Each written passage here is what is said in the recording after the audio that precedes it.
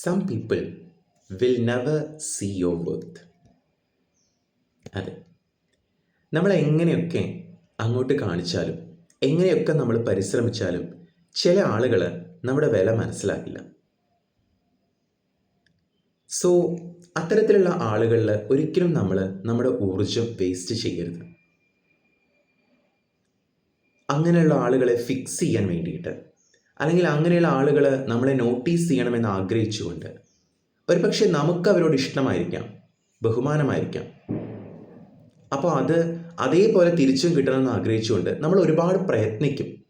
പക്ഷെ നമ്മൾ എത്ര തന്നെ പ്രയത്നിച്ചാലും, എത്ര ആത്മാർത്ഥയോടു കൂടെ അവരുടെ അടുത്ത് നിന്നാലും അവരൊരിക്കലും നമ്മുടെ വേർത്ത് കാണില്ല.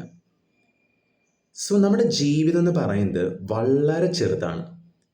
നമ്മളെ അപ്രീഷിയേറ്റ് ചെയ്യാൻ കഴിയാത്ത, നമ്മുടെ വാല്യൂ മനസ്സിലാക്കാൻ കഴിയാത്ത ആളുകളിൽ നമ്മൾ ഒരിക്കലും നമ്മുടെ സമയം, നമ്മുടെ ഊർജം വേസ്റ്റ് ചെയ്യരുത്.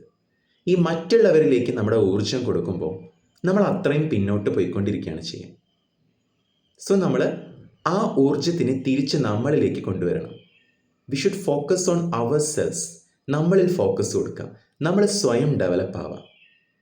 എന്നിട്ട് നമ്മുടെ പ്രസൻസ് ശരിക്കും വാല്യൂ ചെയ്യുന്ന, അപ്രീഷിയേറ്റ് ചെയ്യുന്ന ആളുകളെ നമ്മുടെ ചുറ്റും കൊണ്ടുവരിക. അവിടെയാണ് ശരിയായ പവർ, ശരിയായ ശക്തി എന്ന് പറയുന്നത്.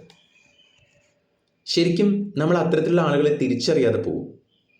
നമ്മുടെ വാല്യൂ, നമ്മുടെ പ്രസൻസ് മനസ്സിലാക്കുന്ന ആളുകളെ, അങ്ങനെയുള്ളവരെ വേണം നമ്മൾ നമ്മുടെ ചുറ്റും കൂട്ടാനായിട്ട്.